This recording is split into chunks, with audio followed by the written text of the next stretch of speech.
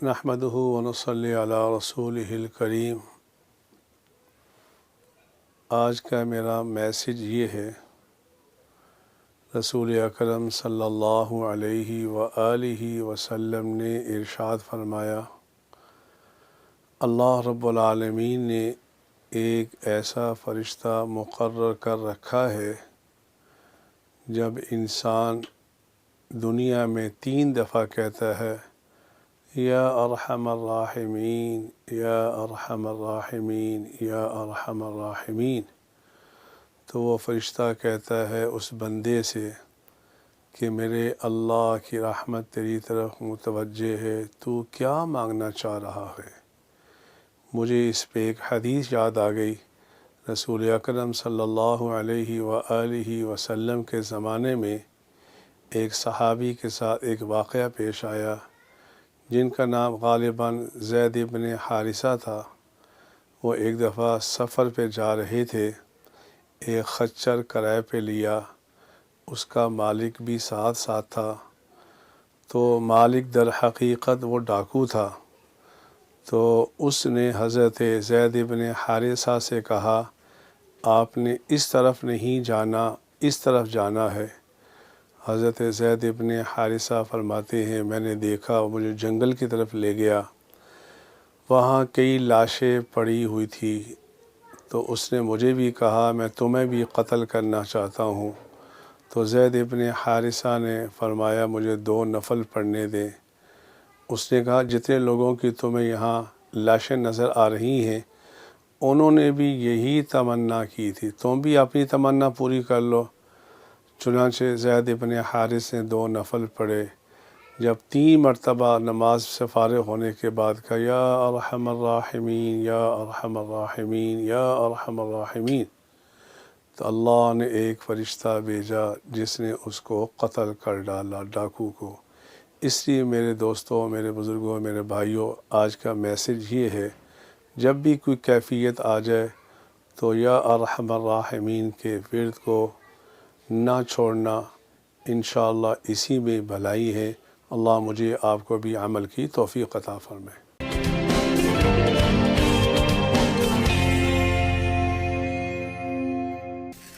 बिस्मिल्लाहिर्रहमानिर्रहीम, अस्सलाम वालेकुम and a very good morning to all of you. आप देख रहे हैं सिटी एट 10 और मैं हूँ ज़हरा रज़ा।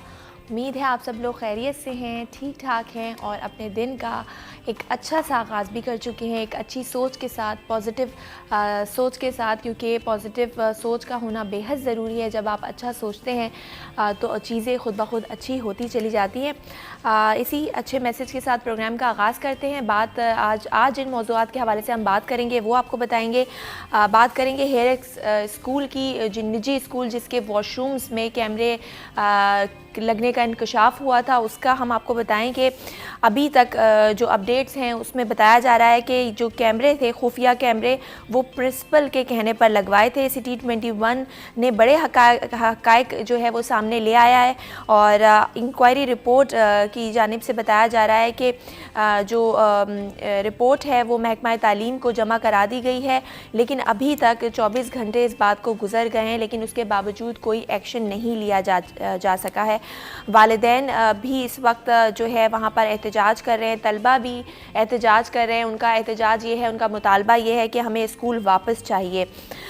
इस हवाले से बात करते हैं। हमें स्टूडियो में ज्वाइन किया है सीनियर रिपोर्टर ने महमूद रियाज साहब, उनको वेलकम करते हैं। अस्सलाम वालेकुम महमूद साहब, कैसे हैं आप? अल्लाह का शुक्र है।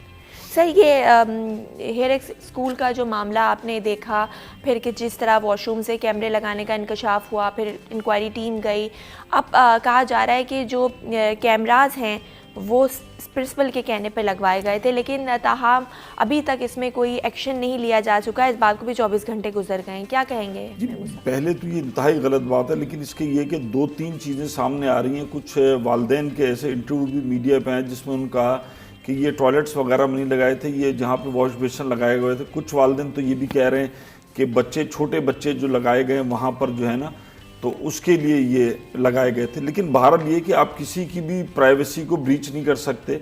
हर, चाहे बच्चा हो, बड़ा हो, फिर बच्चियां भी हैं उसके अंदर, और वहाँ पर जो है वो अगर आप इस किस्म के कैमरे लगाए जाएंगे तो बड़ी दुश्वारी होती है। और फिर ये कि स्कूल आपने बंद कर दिया, जो बच्चे पढ़ने हैं उनका क्या कसूर है? या तो उनके लिए ऑल्टरनेट करें, अपने कोई दूसरे टीचर्स अपॉइंट किए जाएं।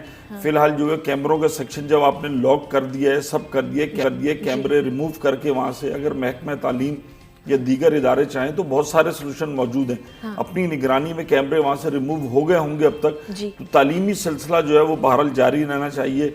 अब इस किस्म की भी इतलात है कि अगर इस स्कूल की जो सर्टिफिकेशन है वो मुस्तकिल तौर पर जो है वो मनसूख कर दी जाएगी, तो जो तालिब इल्म है उनका क्या होगा? फिर उनके वालिदैन को बताया जाए कि एक गुमगू कैफियत नहीं होनी चाहिए। वालिदैन को बताया जाए कि इस स्कूल का लाइसेंस जो है अब वो कैंसिल हो चुका है, या जो भी मामलात हैं। लेकिन जी हमारी सोसाइटी के अंदर ये रवैये इस तेजी से हो गए कि इससे कबल आप देखें स्कूल में बड़े डिपार्टमेंटल स्टोर्स में भी स्कैम आ चुका है कि उनके जो ट्राई रूम्स हैं उनमें कैमरे लगाए हुए थे। तो इस किस्म की जो हरकत हैं उन पर सख्ती से होना चाहिए, चूंकि चाहे बच्चे हों कुछ भी हो, आवाम का एतमाद जो है बिल्कुल आपने सही कहा महमूद साहब, इस पे सख्ती से अमल होना चाहिए और इसके खिलाफ कार्रवाई भी होनी चाहिए। हमारे साथ एहसन चांडियो मौजूद हैं, हमारे रिपोर्टर, उनसे भी जान लेते हैं। वो इस वक्त वहाँ मौजूद हैं स्कूल के बाहर।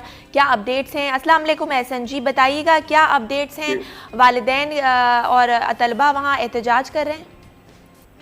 जी बिल्कुल, देखिए वालिदैन और तलबा की जानिब से यहाँ पे एहतजाज किया जा रहा है। सबसे पहले तो जैसे आपको महमूद साहब ने भी बताया, तो मैं दोबारा आगाह करता चलूँ कि ये कैमरे नस्ब किए गए थे। 4 के करीब कैमरे वॉशरूम के एरिया से मुख्तलिफ मकामात से जो है वो बरामद किए गए थे। उसके बाद जो directorate of school private school की टीम थी उन्होंने अपनी तहवील में ले लिया था और इंक्वायरी टीम इनके खिलाफ कंडक्ट की थी, जिसकी बुनियाद पर उन्होंने फौरी तौर पर जो है वो स्कूल की रजिस्ट्रेशन मौतल कर दी थी और उसके साथ साथ जो जिला इंतजामिया है उन्होंने ताला लगा के स्कूल को सील कर दिया था। तो उसके बाद जो है inquiry report directorate of private school की जानिब से महकमा तालीम सिंध सेक्रेटरी तालीम को जमा करा दी गई थी, लेकिन सेक्रेटरी तालीम की जानिब से अब तक प्रिंसिपल के खिलाफ जो है वो कोई कार्रवाई नहीं अमल में लाई जा सकी है, क्योंकि तमाम तर मामले में जो है वो कसूरवार उन्हें ठहराया जा रहा था। क्योंकि एक चीज जो तशवीशनाक है वो ये है कि जो कैमरों का एक्सेस था वो प्रिंसिपल के अपने पर्सनल मोबाइल में था, इसलिए उन पर सवालात उठ रहे हैं कि उनका एक्सेस अपने पर्सनल मोबाइल में क्यों था। बहरहाल दूसरी जानिब आज हम देखें, इस वक्त मैं मौजूद हूँ स्कूल के बाहर, यहाँ पे वालिदैन और जो स्टूडेंट है वो यहाँ पे मौजूद है। उनका ये कहना है कि अगर कोई शख्स वाहिद शख्स जिम्मेदार है तो उसको सजा जरूर देनी चाहिए, लेकिन तालीमी सिलसिला जो है वो मौसल नहीं होना चाहिए तदरीसी अमल, क्योंकि उनका कहना है कि एक तरफ कोविड की वजह से 2 साल में तालीम को नुकसान भी पहुंचा है। तो तकरीबन 450-500 के करीब बच्चे यहाँ पे ज़ेरे तालीम है, तो तालीमी सिलसिला शुरू होना चाहिए। अच्छा एहसन, मुझे ये भी बताइए कि क्या कोई मकसद सामने आया है प्रिंसिपल का कि क्यों उन्होंने कैमरे नस्ब किए थे, क्या इसके पीछे उनका मकसद था? इस हवाले से हमें बताइए। ये देखिए, जैसे महमूद साहब ने भी बताया कि स्कूल प्रिंसिपल का ये कहना है, उनका मौक़िफ़ ये सामने आया है कि हमने सिक्योरिटी रीजन की वजह से ये लगाया था, क्योंकि उनका कहना है कि ये स्कूल मैट्रिक तक है, तो ये बच्चे बड़ी उम्र के बच्चे होते हैं, 15, 16, 17 साल तक के बच्चे होते हैं मैट्रिक में। तो उनका ये कहना है कि कोई नाखुशगवार वाक़या ना आए ऐसा, तो इसलिए उन्होंने खुफिया कैमरे लगाए थे सिर्फ इन चीजों से बचने के लिए। और ये अच्छा ये बताइए एहसन कि ये गर्ल्स वॉशरूम में खाली लगाए गए थे या बॉयज वॉशरूम में भी कैमरे नस्ब थे? देखिए, बॉयज वॉशरूम में तो 3 कैमरे लगे हुए थे, एक कैमरा सिर्फ गर्ल्स वॉशरूम में लगा हुआ था, और वो भी बिल्कुल वॉशरूम के अंदर नहीं, जो वॉश बेसन होता है जहाँ पे हाथ धोते हैं और मुंह धोते हैं, वहाँ पे उन्होंने एक खुफिया जगह पर जो है वो लगाया हुआ था। तो इसी वजह से उन पे प्रिंसिपल पे सवालात उठ रहे हैं। लेकिन यहाँ पे दूसरी जानिब हमें चंद वालिदैन भी नजर आते हैं, वो कहते हैं कि हमें जो है वो मालूम था इन तमाम तर चीज़ों से, और प्रिंसिपल से हमारी बात हुई है, उन्होंने तमाम तर चीज़ें हमें दिखाई हैं। उनका कहना है कि ये सिर्फ और सिर्फ सिक्योरिटी रीजन की वजह से लगाया गया था, ताकि कोई नाखुशगवार वाक़या पेश ना आ सके स्कूल। सही, ठीक है, बहुत शुक्रिया। एहसन चांडियो हमारे साथ मौजूद थे, अपडेट कर रहे थे हमें हेरेक्स स्कूल के मामलात के हवाले से। चलेंगे अपनी अगली खबर की जानिब, बात करेंगे महंगाई के हवाले से। और चीनी का हम देख रहे थे कि कुछ दिन पहले मुकाबला हो रहा था, 145 रुपये का पेट्रोल था तो चीनी 140 और 150 रुपये तक फ़रोख्त हो रही थी, बल्कि कई रिटेल स्टोर में चीनी 160 रुपये किलो भी फ़रोख्त हो रही थी। लेकिन आज हम आपको बताएं कि चीनी की जो कीमत है उसमें 5 रुपये में कमी आई है और अभी होल सेल चीनी की कीमत जो है वो 121 रुपये फ़ी किलो हो गई है, जबकि रिटेल मार्केट में चीनी 130 से 135 रुपये फ़ी किलो फ़रोख्त हो रही है। इस हवाले से बात करते हैं। महमूद साहब, चीनी की कीमत में कुछ कमी आई है, इतनी वाज़ेह कमी तो नहीं है, लेकिन 160 रुपये तक पहुँच गई थी, अब 130 से 135 रुपये तक फ़रोख्त हो रही है। ये इतना बड़ा एक किस्म का स्कैम है आवाम के सामने। अब वो 4-5 रुपए कीमत अगर कम हुई है ना, हर आदमी जहनी तौर पर 121 से 130 रुपए ये जो कीमत है कबूल कर लेगा। भाई चीनी तो जब 85, 86 से 90, 92 रुपए हुई है तभी शोर मच गया। अब हर आदमी जहनी तौर पे कहेगा चलो 121 रुपए हो गई, लेकिन ये चीनी 86 रुपए क्यों नहीं होनी चाहिए? ये चीनी आखिर 90 रुपए क्यों नहीं होनी चाहिए? ये जो दौड़ शुरू हुई थी ये तो 86, 87, उसके बाद 90 हुई, 95 हुई। अब जो है अवाम भी, माजरत के साथ अवाम भी, हमारे यहाँ ना कोई कंज्यूमर एसोसिएशन है।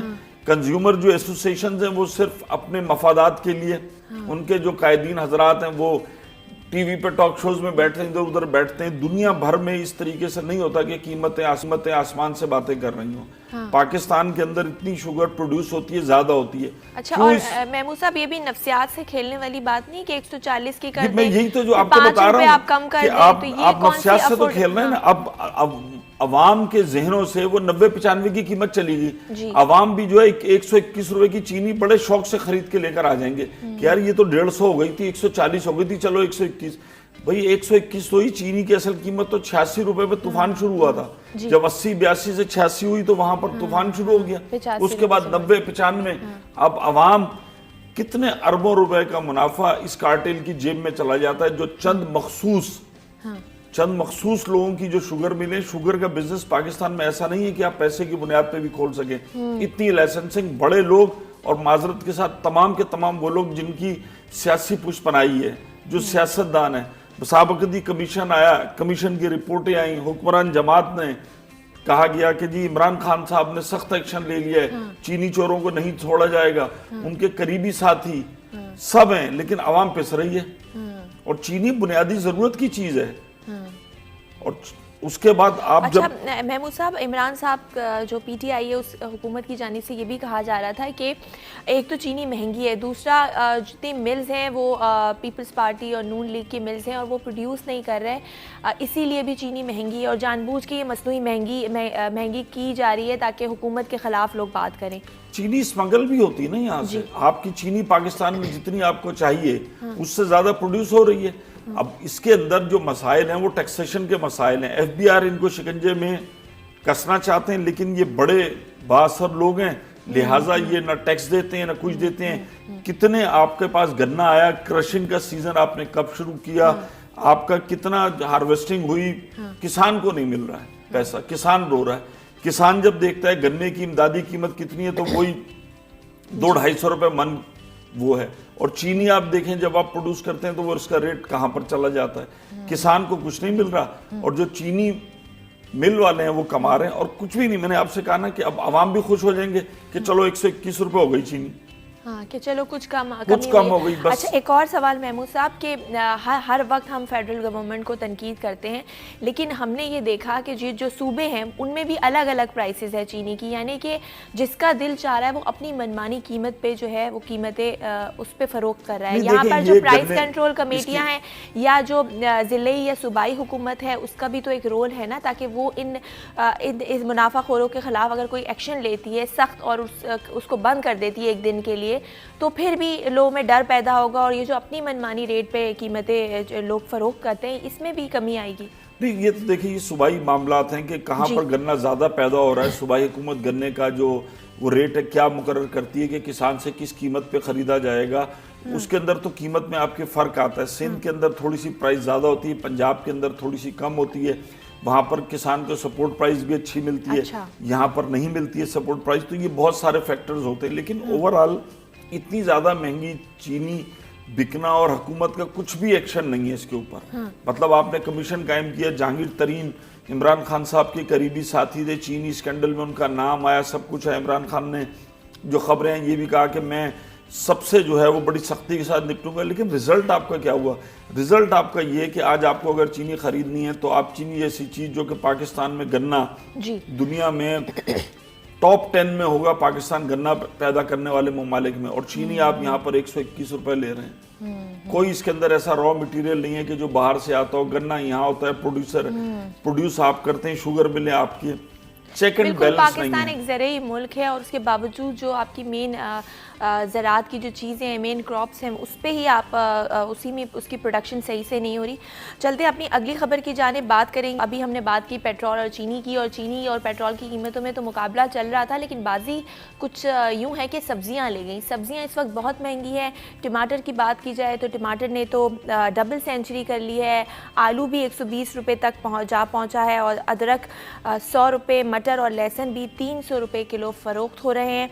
अब एक आम आदमी जो कि मुर्गी गोश्त नहीं अफोर्ड कर सकता, वो जाता है सब्जियों पर, और जब वो सब्जियों पर जाता है तो सब्जियों की कीमतें भी आसमान से बातें कर रही हैं। हमारे साथ बसीम इफ्तिखार भी मौजूद हैं, हमारे रिपोर्टर, उनसे भी जान लेते हैं कि क्या आज सब्जियों के रेट्स हैं। जी बसीम, अस्सलाम वालेकुम, बताइएगा आज मार्केट में किस तरह है, महंगाई की क्या सूरत हाल है, क्या रेट चल रहे हैं सब्जियों और फलों के? जी बिल्कुल, शहर कायद में होशरुबा महंगाई के नतीजे में शहरियों के लिए सब्ज़ी ख़रीदना भी अब मुश्किल हो गया है। मुख्तलिफ़ सब्जियों की कीमतों में हम होशरुबा इजाफा देख रहे हैं। बिल्कुल, अगर हम मटर के हवाले से बात करें तो मटर की कीमतें भी जो है वो आसमान से बातें करती हैं। टमाटर भी जो है वो होलसेल की सतह पर तो कदरे उसकी कीमतों में कमी वाक़ हुई है, लेकिन रिटेल की सतह पर अभी भी जो है वो 180 रुपये से लेकर 200 रुपये फ़रोख्त हो रहा है। इस वक्त मैं एक दुकान पर मौजूद हूँ और यहाँ पर जो सब्ज़ी फ़रोश है इनसे जानते हैं कि क्या वजूहत है कि मटर सस्ता क्यों नहीं हो पा रहा, और गुज़श्ता सालों में इस सीज़न में जो मटर की क्या कीमतें हो रही थी, अब जो मटर की कीमतें क्या हैं, क्यों इजाफा है, और इसी के तरीके से टमाटर क्यों महंगा है? वैसे अगर देखा जाए ये मटर के हवाले से, मटर इस साल जिस तरह के मटर आ रहे हैं वो भी अच्छा नहीं है, फसल इनका बिल्कुल ख़राब है। और दूसरी बात ये है कि इन दिनों में मटर 50-60 रुपये किलो हो जाता था, अभी इस वक्त 300 से लेकर 350 रुपये मटर बिक रहा है, वो भी अच्छा नहीं है।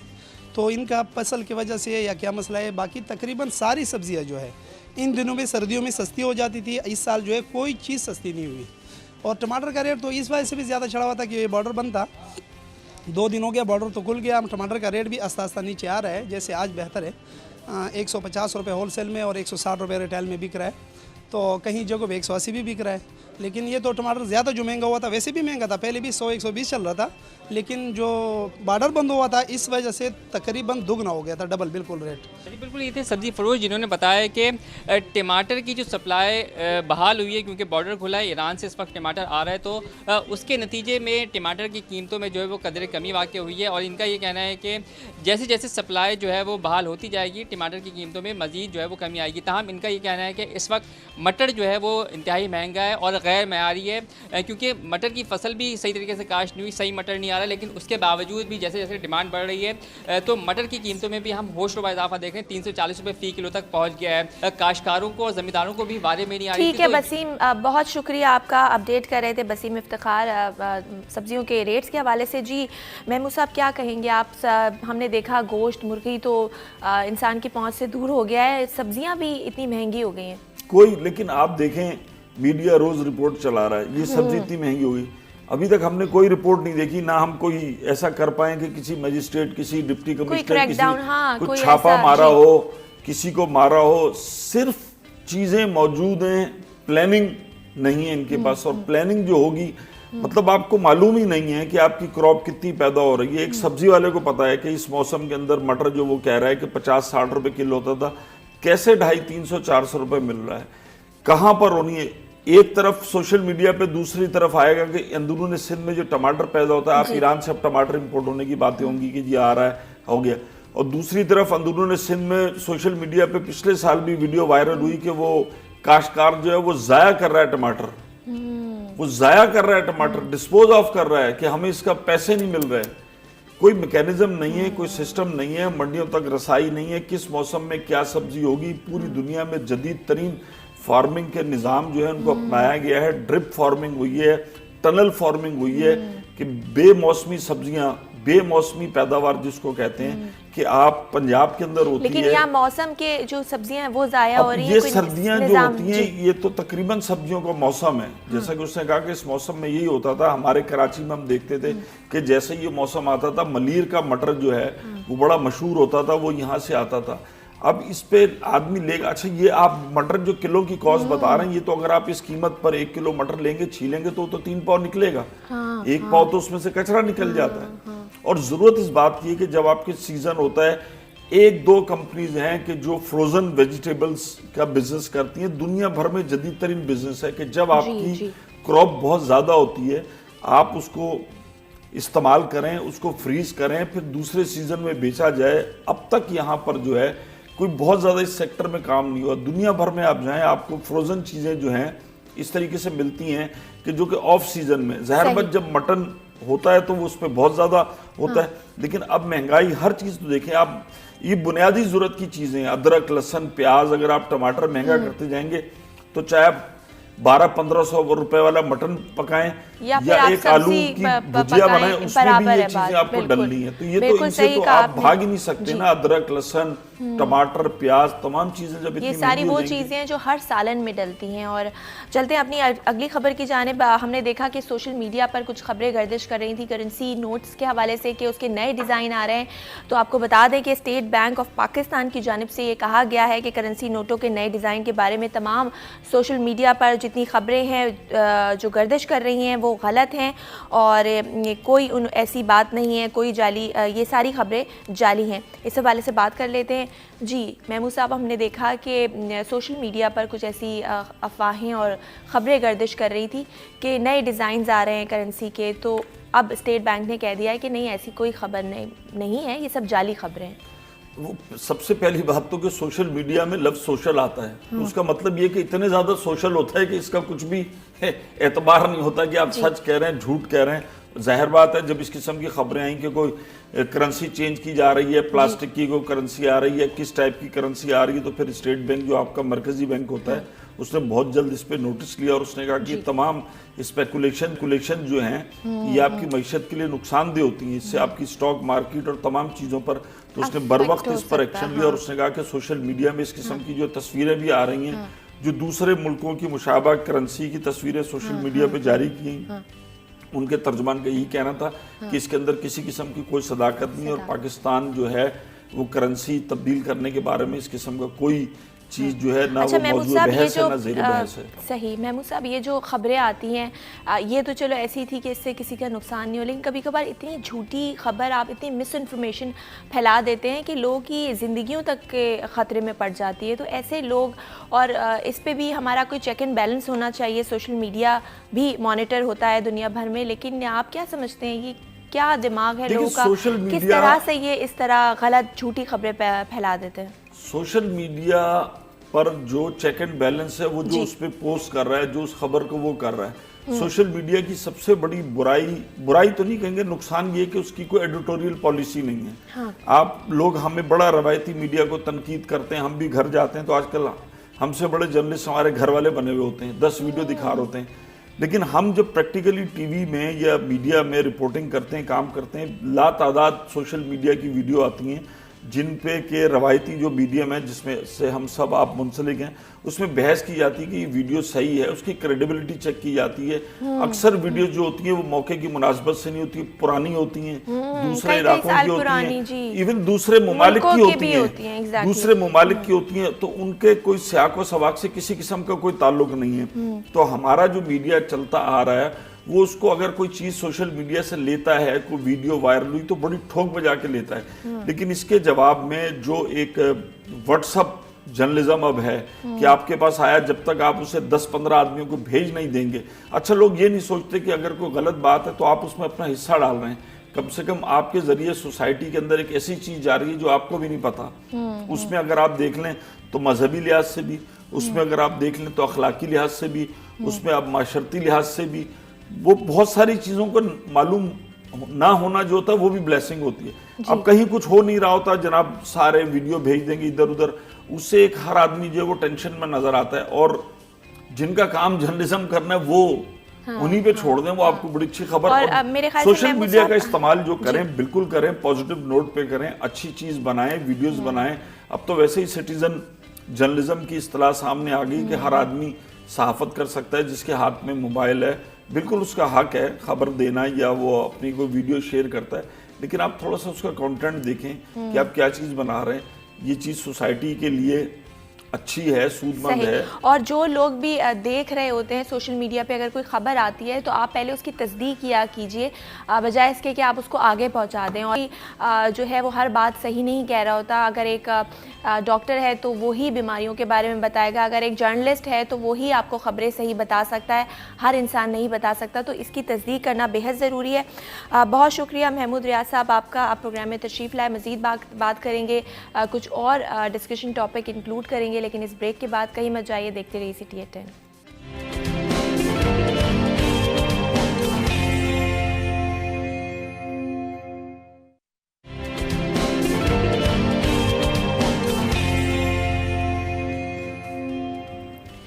जी वेलकम बैक, आप देख रहे हैं सिटी एट 10। मैं हूं ज़हरा रज़ा और आप बात कर लेते हैं कुछ सनती शोबे के हवाले से। एक तरफ महंगाई ने आवाम का तो जीना मुश्किल किया हुआ है, लेकिन अब जो है दूसरी तरफ कहा जा रहा है कि सनतों के लिए भी मुश्किलात पैदा हो रही हैं, क्योंकि आपको बताएं कि हुकूमत ने ख़बर सामने आई है कि हुकूमत ने सनती शोबे में गैस की सब्सिडी वापस लेने का फ़ैसला कर लिया है। फवाद चौधरी का कहना है कि हर चीज़ पर सब्सिडी नहीं दी जा सकती और सब्सिडी से मुल्क नहीं चल सकता।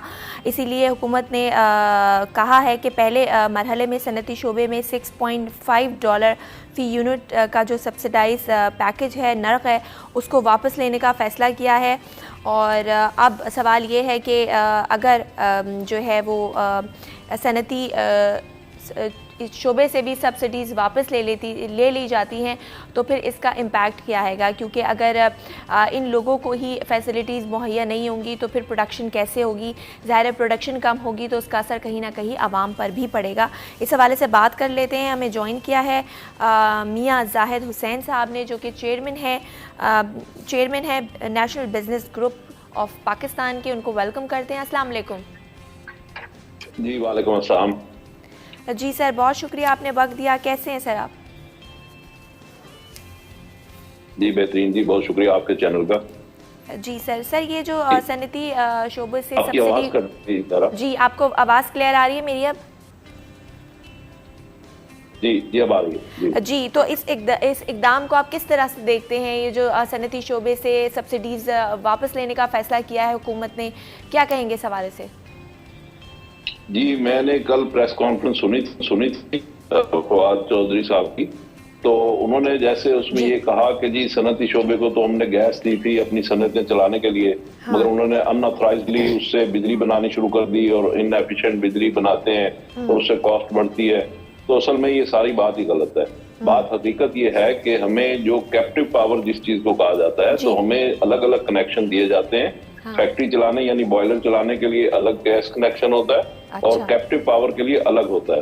तो कैप्टिव पावर के लिए यानी कैप्टिव पावर ये होती है कि आप अपनी फैक्ट्री के लिए खुद बिजली बनाएं, तो उसके लिए गैस का कनेक्शन दिया जाता है। और उसके लिए गैस का जो कनेक्शन दिया गया वो बिल्कुल लीगल है और सनतकारों ने गवर्नमेंट की मर्जी से, गवर्नमेंट की पॉलिसी से, SSGC या सुई नॉर्दर्न की मर्जी से वो कनेक्शन लिए। और वो अपनी बिजली इसलिए बना रहे थे कि जो वापडा का या के इलेक्ट्रिक का जो सिस्टम है वो अनरिलायबल है, उसमें बार बार बिजली जाती है, उसमें रिपेयर्स होती हैं, शटडाउन होते हैं। अनरिलायबल सिस्टम होने की वजह से और लोड शेडिंग होने की वजह से तो सनतकारों ने और हुकूमत ने उस वक्त सोच समझ के ये कैप्टिव पावर के कनेक्शन दिए थे ताकि हमारी एक्सपोर्ट्स जो हैं वो अनइंटरप्टेड चलती रहें। तो ये उसका बैकग्राउंड था और ये बैकग्राउंड नहीं था जो कल फवाद चौधरी साहब ने बताया। तो सर आप लोगों की जानिब से जी कोई मौक़िफ़ सामने आया, ये बात आप लोगों ने पहुंचाई है कि दोनों कनेक्शंस अलग अलग हैं जैसे आप अभी बता रहे हैं, तो क्या आगे क्या आप लोगों का मतलब क्या आप लोग आगे डिसीजन क्या करेंगे आप लोग?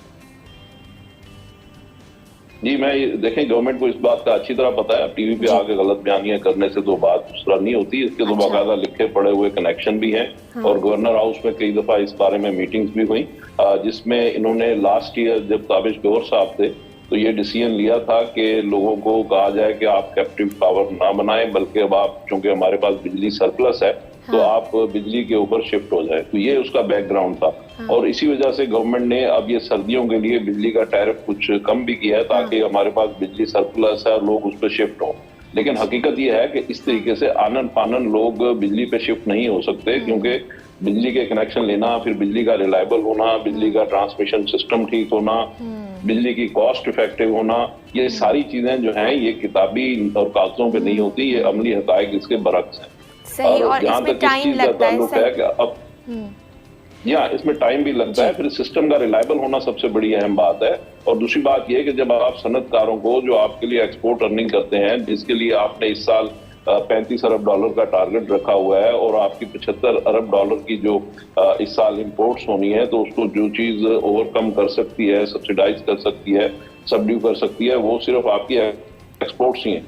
अब अगर आप एक्सपोर्ट्स को इस तरीके से ये अपना तिफले क्या कहते हैं मश्क का निशाना बनाएंगे और उसके एक्सपोर्ट्स आपकी डिस्टर्ब होंगी डेफिनेटली, क्योंकि अब आपने जब उसके ऊपर कीमत बढ़ा देंगे, जो 5.5 रुपए पर यूनिट था उसकी कीमत अगर आप बढ़ा देंगे तो हमारी सारी कॉस्ट आउट हो जाएगी। हम अपनी कॉस्ट जो हमने वर्कआउट की हुई है, ज़ाहिर है उसके ऊपर हम काम नहीं कर सकेंगे, तो इससे एक्सपोर्ट आपकी बुरी तरह डिस्टर्ब होगी। दूसरी बात ये कि आपके पास एक तो आप गैस में यानी उनकी कीमत तब बढ़ाने जा रहे हैं, दूसरी बात ये कि गैस की सप्लाई नहीं दे रहे हैं। गैस की जब सप्लाई होगी, शदीद किल्लत होगी, तो ज़ाहिर है कि फिर किस तरीके से एक्सपोर्ट्स होंगी, फैक्ट्रियां चलेंगी क्या, कॉस्ट तो चले आप बढ़ा रहे हैं, अच्छा वो एक सर, गलत ये काम मुझे कर रहे हैं, बताइएगा कि लेकिन फवाद साथ सप्लाई चौधरी, के भी इश्यूज हैं। जी फवाद चौधरी साहब का कहना है कि ये जो हम सब्सिडी ख़त्म करने का जो फैसला किया गया है, ये इसलिए ताकि घरेलू सार्फिन को गैस की फराहमी सही तरीके से हो सके, उनको मुश्किलात का सामना ना करना पड़े। लेकिन अगर यहाँ सब्सिडी ख़त्म होती है, जो फिर इसका असर आवाम पर पड़ेगा, जो चीज़ें हैं, जो मसनूआत प्रोड्यूस की जाती हैं, उनकी कीमतें महंगी होंगी। जी डेफिनेटली उनकी ना सिर्फ कीमतें महंगी होंगी, आपकी एक्सपोर्ट कम होगी, एक्सपोर्ट कम होगी तो आपका फॉरेन एक्सचेंज कम आएगा, फॉरेन एक्सचेंज कम आएगा तो डॉलर पे दबाव बढ़ेगा। आपने कल देखा कि डॉलर की कीमत दोबारा 80 पैसे बढ़ गई। तो ये सारी चीजें जो है असल में गवर्नमेंट की कोई वाज़ेह डायरेक्शन नहीं है, इनके पास इनको पता ही नहीं है कि किस तरीके से काम करना है। ये इस तरीके से एडहॉकिज्म के ऊपर मुकम्मल चल रहे हैं और इनको अब जहाँ तक इन्होंने डोमेस्टिक यूजर्स का बताया, उनका टोटल कंजम्पशन का कोई 24% उनका इसमें शेयर है। अच्छा। तो बाकी 76% जो है वो इंडस्ट्रियल और कमर्शियल यूज ही है। तो उसको जब तक आप सस्टेन नहीं करेंगे और सस्टेनेबल नहीं रखेंगे और आपकी पॉलिसीज जो है कंसेक्टिव नहीं होंगी, तो उसके नतीजे में आपका ज़ाहिर है कि सप्लाई चेन जो है वो मुतासर होगी, आपकी इंडस्ट्रियल प्रोड्यूस कम होगी, एक्सपोर्ट कम होगी और कॉस्ट ऑफ प्रोडक्शन डेफिनेटली उसकी बढ़ेगी। और फिर उसका नजला जो है, यानी अगर डॉलर महंगा होगा तो उसका भी मलबा सारा जो है गरीब अवाम पे पड़ेगा, अगर आपके कॉस्ट ऑफ प्रोडक्शन बढ़ेगी तो उसका भी सारा मलबा जो है वो गरीब अवाम पे पड़ेगा। अगर इंडस्ट्रियां बंद होगी तो रोजगार भी गरीब अवाम का मुतासर होगा।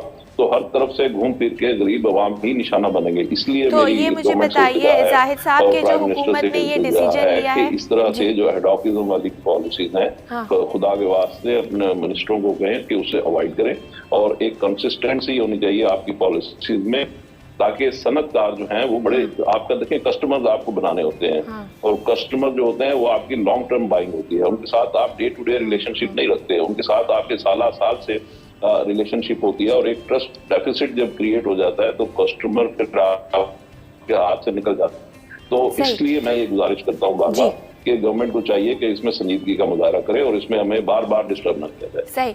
अच्छा ये भी मुझे बताइए जाहिद साहब, जैसा कि आपने बताया कि जो है ये जो अभी सब्सिडीज वापस लेने का फ़ैसला किया है, इससे कॉस्ट ऑफ प्रोडक्शन जो सनतकार हैं उनकी बढ़ जाएगी, एक्सपोर्ट्स हमारी कम हो जाएंगी, फॉरेन रिज़र्व, फॉरेन एक्सचेंज हमारा कम हो जाएगा, तो ये तो ओवरऑल इकॉनमी पे इम्पैक्ट पड़ रहा है। तो हुकूमत को ये बात तो पता है, हम तो वैसे ही अपनी एक्सपोर्ट्स बढ़ाने के लिए जो है वो प्लानिंग कर रहे हैं, स्ट्रैटेजीज़ बना रहे हैं, तो इसके बावजूद आप जब ये चीज़ पता है कि एक्सपोर्ट्स कम हो जाएंगी या फॉरेन एक्सचेंज हमारा कम आएगा, तो फिर क्यों हुकूमत ऐसे फैसले ले रही है? वजूहात क्या हैं इसकी? देखें, जानते बूझते हुए जी गवर्नमेंट को इस सारी चीज़ का पता है, जानते बूझते हुए असल बात यह है कि इनको 14 पार्सल यानी 14 पार्सल गैस के मंगवाने थे, वो ये मंगवा नहीं सके। इन्होंने एक तो गैस बहुत महंगी खरीदी है बाहर से, दूसरे ये कि इन्होंने 14 की बजाय पहले इन्होंने कहा कि हम 12 पार्सल मंगवाएंगे, फिर वो 11 हो गए, 11 से अब ये हो गए 10। तो अब जब ये 10 पार्सल आएंगे तो तकरीबन आपके मुल्क में इस वक्त कोई 40% के करीब गैस की किल्लत होगी। तो उस किल्लत को छुपाने के लिए अब वो कह रहे हैं कि जी हम ये सब्सिडी बंद करेंगे ताकि लोग बिजली पे शिफ्ट हो जाए। बिजली पे शिफ्ट होना पॉसिबल नहीं है। तो इन अदर वर्ड्स इसका यूं समझ लीजिए कि आप सब्सिडी एक अपनी जगह पे एक सिचुएशन है कि उससे कॉस्ट बढ़ेगी, लेकिन दूसरी तरफ आपके पास गैस देने के लिए भी नहीं है। तो सनतें हर सूरत में बंद होंगी, अपनी कैपेसिटी कम करेंगी या अपने शिफ्टें कम करेंगी।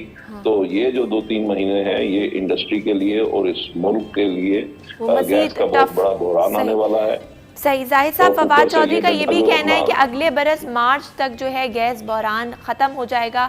उन्होंने ये दावा किया है। इस तरह महंगाई के भी हमने देखे कई दावे किए गए, लेकिन महंगाई में हुकूमत पूरी तरह नाकाम रही है इसको कंट्रोल करने के लिए।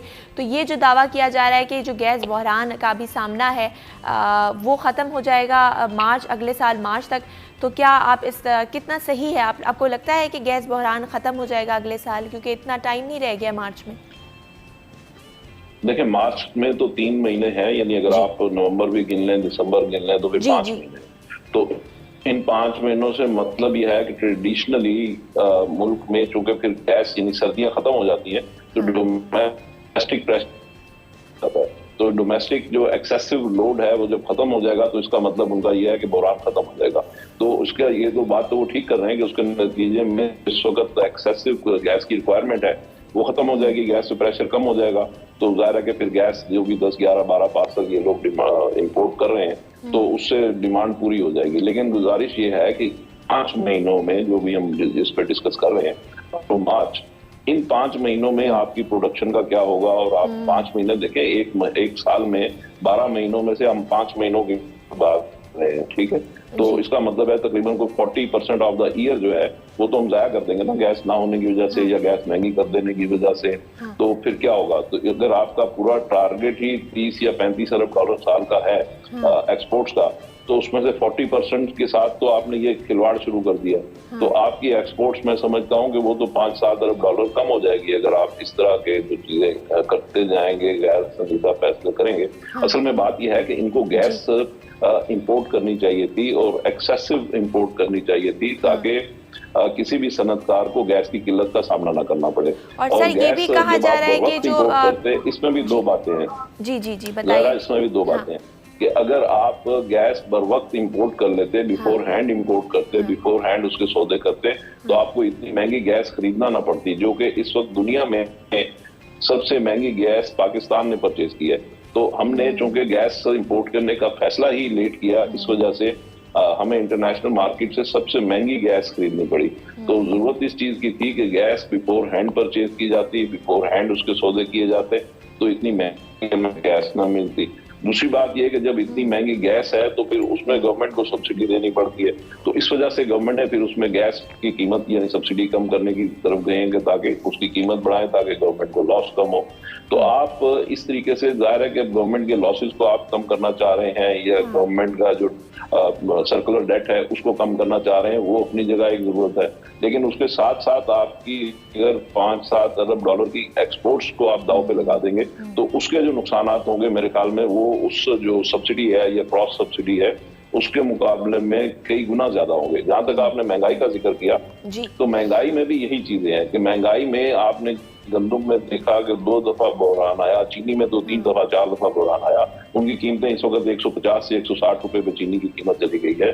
तो असल इशू यही है कि आप या तो आवाम की तरबियत करेंगे जी आप चीनी कम इस्तेमाल करें क्योंकि चीनी कोई ऐसा सेहत के लिए लाजमी चीज नहीं है, आप उसके लिए तरबियत करें, वो आप तरबियत भी उनकी नहीं करते हैं। दूसरी तरफ आप फिर चीनी इंपोर्ट भी नहीं करते। अब चीनी अगर आप इंपोर्ट नहीं करेंगे तो चीनी महंगी तो होगी। तो इसका मतलब यह है कि आपको चीनी के स्टॉक्स जो हैं उसका सही अकाउंट होना चाहिए। अभी मज़ाक़ा खेज़ चीजें होती हैं, टीवी पे टिकर चल रहा होता है कि जी लाहौर में छापा मार के 60 थैले चीनी के बरामद कर लिए। एक दुकान में 200-400 थैले होना तो मामूली सी बात है ना, अगर वो चीनी रखेंगे तो सेल करेंगे।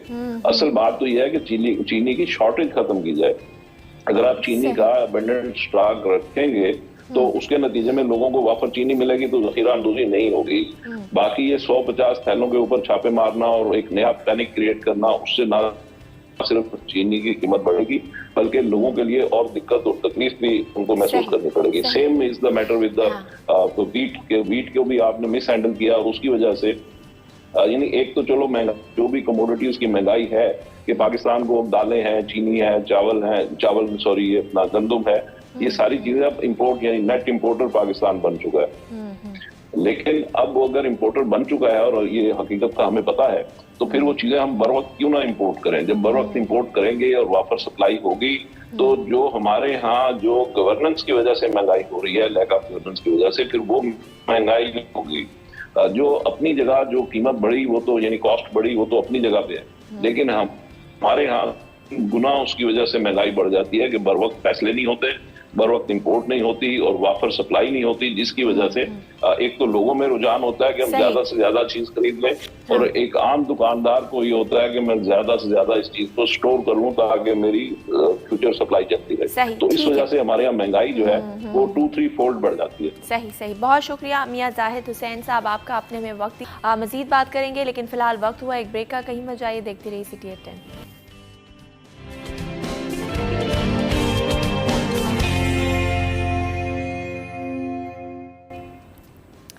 जी, एक ब्रेक के बाद आपको सिटी एट 10 में खुशामदीद करते हैं और अब बात करेंगे गोल्ड प्राइसेस के हवाले से। मुल्क में जहां हर चीज़ की कीमत को आग लगी हुई है, वहां जब शादियों का सीज़न आता है हम देखते हैं तो जो जेवरात हैं, जो गोल्ड है, जो सोना है, उसकी कीमत भी आसमान से बातें करने लगती है। और इस वक्त सोना जो है वो अपनी बुलंद तरीन सतह पर पहुँच गया है।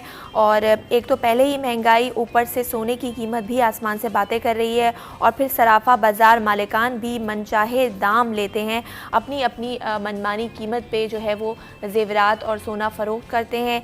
एक आम आदमी जो कि अपनी बेटी की शादी करने जाता है, तो क्योंकि हमारा ये कल्चर भी है कि लाजमी है जेवरात देना, तो जब वो इतनी महंगाई में, वो एक दौर था कि 10 तोला सोना जो है वो दिया करते थे, लेकिन आजकल 10 ग्राम सोना लेना भी बहुत मुश्किल हो गया है। इस हवाले से बात कर लेते हैं। हमारे साथ मौजूद हैं हारून रशीद चंद, जो कि प्रेसिडेंट हैं ऑल सिंध सराफा मार्केट एसोसिएशन के। उनको वेलकम करते हैं। अस्सलाम वालेकुम।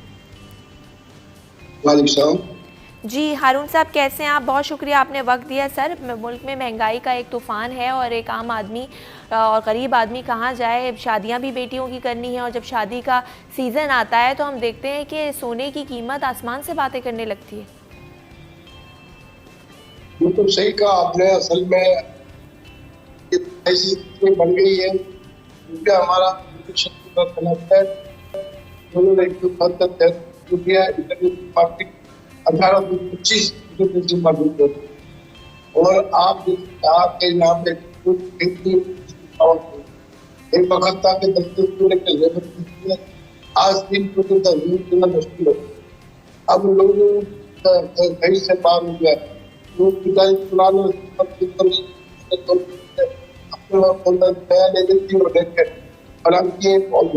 पहले जैसे अब 18 और फर्क आ जाता है। अब परचेजिंग पावर, अब तो ये है, ये एक इन्वेस्टमेंट रह गया है। लोग तो गाड़ियों के लिए हमारे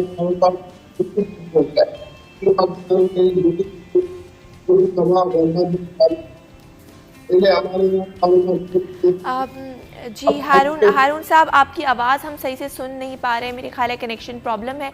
एक ब्रेक लेंगे, ब्रेक हम कोशिश करते हैं कि आपसे दोबारा राब्ता जो है वो किया जा सके। मिलते हैं एक ब्रेक के बाद।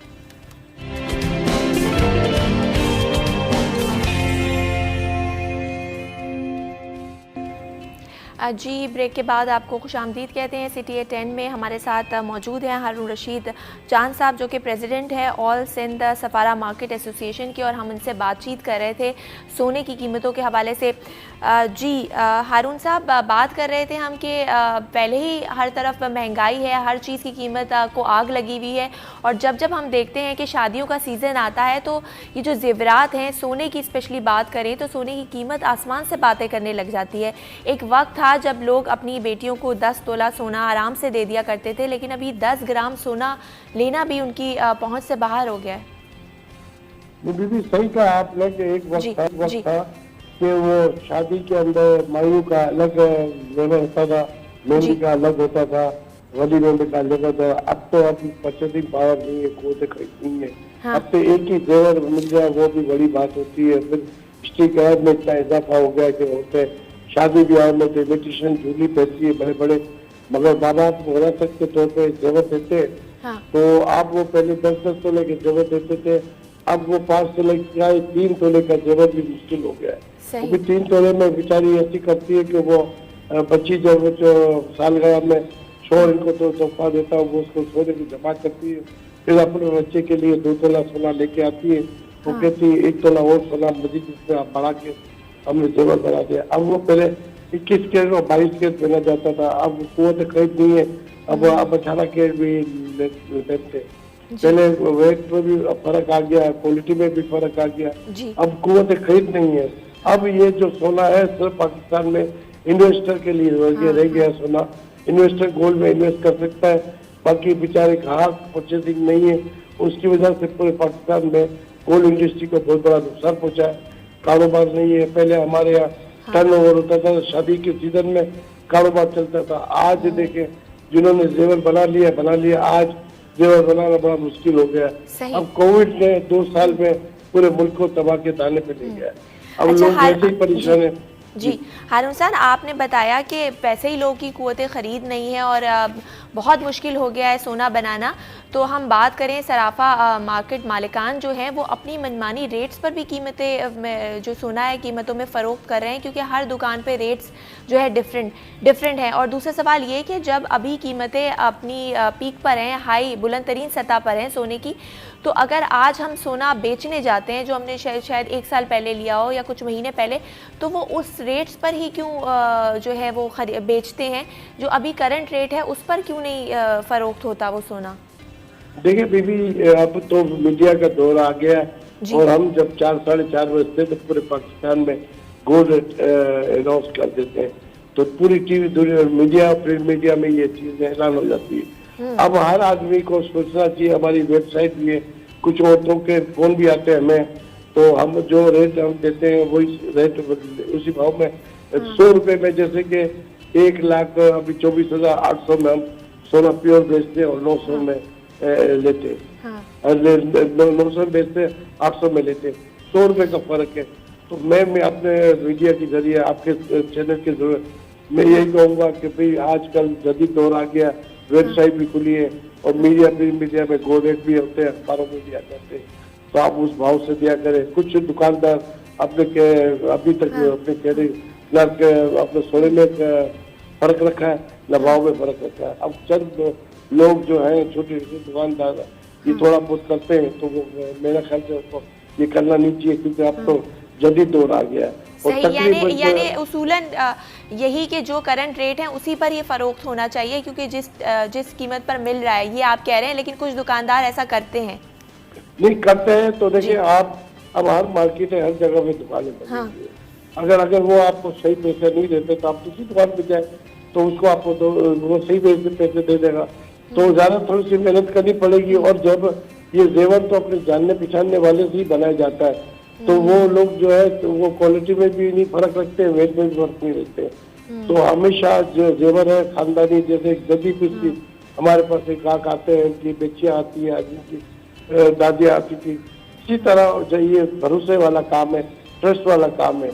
अब ये है कि वो जो छोटी छोटी कॉलोनी बनी हुई है वहाँ पे अगर ऐसा होता है तो 1 दुकान 2 दुकान से मालूम कर ले वहाँ पे। आज तो टीवी पे 4 बजे के बाद भाव मीडिया में भी आ जाते हैं, रेट्स तो आ जाते हैं। यानी अब आप जब सोना खरीदने जा रहे हैं या बेचने जा रहे हैं तो आप प्रॉपर वेबसाइट से हर जगह रेट्स हैं, तो आप उसके मुताबिक जाकर एक दो दुकानों पर पता कर लें। अच्छा, ये मुझे बताइए कि हारून साहब, ये भी कहा जा रहा है कि जब सोने की बुकिंग कराने जा रहे हैं लोग सराफा मार्केट, तो वहाँ पर बुकिंग भी बंद हो गई है, तो ये बात ये इसकी क्या वजह है? नहीं, ये बात नहीं है। मैं आपको बता दूं, अच्छा। जैसे आज 1 लाख तकरीबन 24,800 रुपये तला है। अगर आपने 5 तोले का ऑर्डर दिया और 1 तोले के पैसे देंगे ना आप, तो आज के रेट से हम 1 तोले के पैसे गिने जाएंगे। जब 4 तोले सोना आप जब शादी के वक्त उठाएंगे तो उस वक्त जो भी भाव चाहे नीचे हो चाहे ऊपर हो, उस भाव से आपसे लिया जाएगा। पहले ऐसा होता था कि हम पैसे ले लेते थे, 1 लाख रुपए ले लेते थे, 5-5 तोले 10-10 तोले का जेवर बनाने का ऑर्डर होते थे, और फिर वो जब देने जाते थे डिलीवरी थे तो उस वक्त 4-4 हज़ार 5-5 हज़ार 10-10 हज़ार रुपये तोले का फर्क होता था। तो दुकानदार को बजाय प्रॉफिट के बहुत लॉस हुआ है। तो अब हमने पूरे पाकिस्तान में मैंने ऐलान कर दिया है कि आप तो जो भी ऑर्डर दे उस वक्त के रेट के हिसाब से जितने पैसे थे उस वक्त तो भाव काट लो। जब वो पेमेंट दे और जब माल उठाए तो उस वक्त जो भाव नीचे हो या ऊपर हो, उसके भाव से देंगे, ताकि उसको भी नुकसान नहीं हो, दुकानदार को भी नुकसान यानी नहीं जो हो। बुक आप जब बुक करा रहे हैं, ऑर्डर दे रहे हैं, तो उस वक्त जो रेट्स हैं उसके मुताबिक जो है वो ले। जितना आप एडवांस पैसे देंगी, जी मिसाल के तौर पे आपने 1 लाख रुपए दे दिया, 1 तोले के पैसे दे दिए, आपने 3 तोले का जेवर बना, आप 2 तोले के पैसे बाकी रखे। जब आप डिलीवरी वक्त तो आएंगे तब वो चाहे 1,50,000 भाव हो या 1 लाख रुपए तोला हो, उसके रेट से लिया जाएगा। पहले ये था कि जल्दी पुष्टि दौर था, वो एक बच्ची आती थी, माँ आती थी बच्ची के लिए, तो दे के जाती थी कि ये 5,000 जमा कर लेते थे। वो दौर ऐसा था कि उसमें सोने की तेजी भी नहीं थी। वो 200 रुपए तोला से बढ़ के 20,000 रुपए तोला हो गया। अब रुपया हमारा दिन ब दिन डिवैल्यूएशन की तरफ जा रहा है, डॉलर अप हो रहा है और मजीद अभी इस वक्त 72-73 है। अब सुनने में आ रहा है डॉलर 180 रुपए हो जाएगा, तो आप सोने का अंदाजा लगा लें। फिर अभी 1825 इंटरनेशनल आउट चल रहा है, उससे भी हमें तेजी नजर आ रही है, क्योंकि अमेरिका की पोजीशन बेहतर नहीं है डॉलर। ठीक है, बहुत शुक्रिया हारून रशीद साहब आपका, आपने हमें वक्त दिया। मज़ीद बात करेंगे इसके बाद कि पाकिस्तान में इस वक्त 15 नवंबर से जो है मुल्क की सबसे बड़ी खसरा मुहिम और रुबैला मुहिम चलाई जाएगी, लेकिन वो ख़तरे में पड़ गई है। आखिर क्यों, जानिएगा इस ब्रेक के बाद।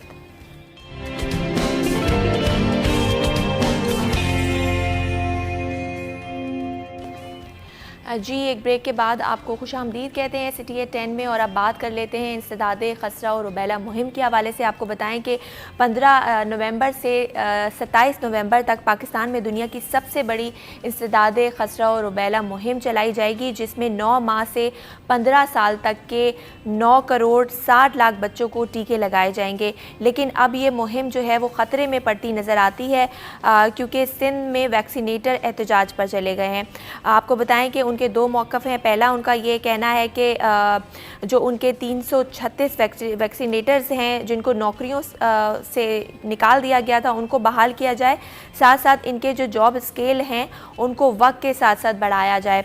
और सिंध हुकूमत ने जो है वैक्सीनेटर्स के 1300 वैक्सीनेटर्स को नौकरियों से बर्खास्त कर दिया था। उसके बाद जो वैक्सीनेटर्स थे उन्होंने एहतजाज किया, जिसके बाद 971 को तो वापस बुला लिया गया, लेकिन अभी भी 336 वैक्सीनेटर्स ऐसे हैं जो नौकरियों पर बहाल नहीं हो सके। इस वजह से जो है इनका एहतजाज जारी है। इस हवाले से बात कर लेते हैं। हमारे साथ मौजूद हैं खुदाबख्श कुरैशी साहब, जो कि जनरल सेक्रेटरी हैं वैक्सीनेशन वेलफेयर सिंध के। उनको वेलकम करते हैं। अस्सलाम वालेकुम। वालेकुम सलाम। जी मैडम। सर बहुत शुक्रिया आपने वक्त दिया। सर सिंध में और अभी इस वक्त पाकिस्तान में सबसे बड़ी जो है इंसदादे खसरा और रुबैला मुहिम होने जा रही थी, कि अभी लग रहा है कि ये मुहिम जो है वो ख़तरे में पड़ गई है, क्योंकि वैक्सीनेटर्स एहतजाज कर रहे हैं। क्या एहतजाज है उनका, इस हवाले से हमें बताइए। मैडम, हमारा पहले तो आपसे के चैनल के हम बड़े शुक्रगुजार हैं, मीडिया वालों दोस्तों के, भाई बहनों के, जो हमारी आवाज़, मजलूम आवाज का हमारा आवाज उठा रहे हैं, आप हमारे ऐवानों के पहुंचा रहे। सबसे पहले मैं बताऊं, हमारे जो 336 बच्चे हैं को तारीख किया गया है, वो ये कह रहे हैं कोर्ट का मैटर है, कोर्ट में केस दाखिल नहीं है, कोर्ट ने केस खत्म कर दिया है, फिर भी ये लोग हमारे को तंग कर रहे हैं। 2 साल नौकरी करके उनको निकाल दिया गया है। उसके बाद पंजाब में 11 स्केल, हमारा छठा स्केल, 40 साल सर्विस करके हम 6 स्केल में रिटायर हो जाते हैं। और उसके बाद ये रोमोला वैक्सीन जो खतरे की मुहिम आ रही है, उसमें नॉन टेक्निकल बंदों को ये हम एहतजाज पे जा रहे हैं, अपना हाथ मांग रहे हैं। ये सिर्फ पैसे खाने के चक्कर में है, ये अरबों रुपए बजट आइए सिर्फ ये खाने के चक्कर में है। तो किस तरीके से ये बच्चों के मुंह से निकाल लें, और ये इतना गलत काम करने जा रहे हैं जो नॉन टेक्निकल से वैक्सीन करा रहे हैं। इसका सबूत मैं दूं, पहले मीजल्स कैंपेन चली थी नवाब शाह में, वो नॉन टेक्निकल बंदों से वैक्सीन कराई गई, उसमें 15 बच्चे मर गए थे। इनके पास केस FIR कटी हुई है, फिर ये गलत करने जा रहे हैं। हम ये काम नहीं करने देंगे, बच्चों का नुकसान नहीं करेंगे, बच्चों के खातिर हम जान दे देंगे। हम वैक्सीनेटर हैं, हम टेक्निकल हैं, इनको कुछ पता नहीं है, ये सिर्फ पैसे खाने के अपने मुहिम में लगे हुए हैं। इनकी रुबेला की बच्चों की कोई परवाह नहीं है ब्यूरोक्रेट को, सेक्रेटरी, मिनिस्टर, PDPI। अच्छा सर, तो ये आप ये कह रहे हैं कि जो एहतजाज है ये खत्म कर दिया जाएगा मुहिम शुरू होने से पहले? इस मुहिम का एहतजाज किया है तो हम इनको पैसे खाने नहीं देंगे। ये बच्चे सिंध के हमारे, हम उनको इंशाल्लाह ताला अल्लाह की मदद से हिफाजती टीके लगाएंगे और हिफाजत करेंगे। मगर इन्होंने सर, मैं ये कह रही हूँ कि इस वक्त एक बड़ी मुहिम चलने वाली है और ये एहतजाज एन उस वक्त किया जा रहा है, तो ये एक ब्लैकमेलिंग नहीं है कि आप कह रहे हैं कि मुहिम का मुकम्मल हमने बाइकाट किया हुआ है पूरी सिंध में, और 1 तारीख से हमारे EPI सेंटर बंद है पूरे सिंध के, कराची के भी। तो इनको थोड़ा सा भी ख्याल नहीं है कि बच्चे कितने लाखों बच्चों को वैक्सीन नहीं की जा रही है। इसमें 2200 सेंटर है हमारे EPI के, 2200 सेंटर बंद पड़े हुए हैं 1 तारीख से, आज 9 तारीख हो गई। जी ठीक है, बहुत शुक्रिया खुदा बख्श कुरैशी साहब, आपने हमें वक्त दिया। हमारे साथ भी मौजूद हैं जो कि हमें वेदर के हवाले से अपडेट करेंगी। आइए जानते हैं कि कराची का मौसम कैसा है। आज बिल्कुल सुबह से ही कराची का मौसम खासा खुशगवार है, हल्के बादलों का राज है, ठंडी ठंडी हवाओं का सिलसिला भी जारी है और महकमा मौसमियात का कहना है कि आज दिन के औकात में भी मौसम जो है वो खासा बेहतर रहने का इम्कान है। ज़्यादा से ज़्यादा दर्जा हरारत 35 डिग्री सेंटीग्रेड तक जा सकता है, जबकि शहर का मौजूदा दर्जा हरारत 26 डिग्री सेंटीग्रेड है। हवा में नमी का तनासुब जो है वो 30% है। गुज़िश्ता रात शहर में कम से कम दर्जा हरारत 19 डिग्री सेंटीग्रेड रिकॉर्ड किया गया।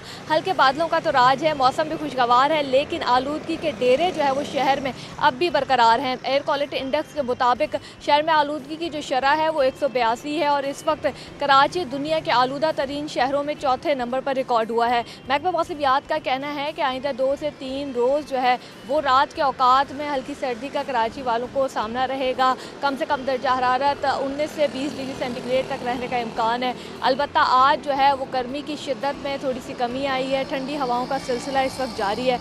तो ओवरऑल मौसम खुशगवार है, लेकिन आलूदगी का जो सिलसिला है वो भी बरकरार है। तो शहरी जो है जो घरों से बाहर निकलें, कोशिश करें कि वो मास्क का इस्तेमाल करें ताकि आलूदगी से बचा जा सके और आलूदगी के बाइस जो सांस की बीमारियों में मुब्तला होने का खदशा है उनसे भी महफूज रह सके। जी बहुत शुक्रिया। रबिया खान हमें अपडेट कर रही थी। जैसा कि रबिया ने बताया कि कराची का मौसम तो काफ़ी खुशगवार है, लेकिन साथ साथ जो एयर क्वालिटी इंडेक्स है उसका भी ये कहना है कि जो कराची की आलूदगी है वो बहुत ज़्यादा है। तो वो लोग जिनको सांस की तकलीफ़ है वो ऐसे औकात में घर से बाहर ना निकलें, या अगर घर से बाहर निकल रहे हैं तो मास्क ज़रूर पहनें। और हम चूँकि गर्मियों से निकलकर सर्दियों की तरफ जा रहे हैं, मौसम बदल रहा है, तो इस मौसम में बहुत सारी बीमारियां भी जो हैं वो सामने आ जाती हैं, उभर जाती हैं। तो अपना बहुत ख्याल रखें, एहतियात करें, क्योंकि एहतियात इलाज से बेहतर है। प्रोग्राम का वक्त ख़त्म हुआ जाता है, कल फिर मुलाकात होगी कुछ नए मौज़ूआत के साथ।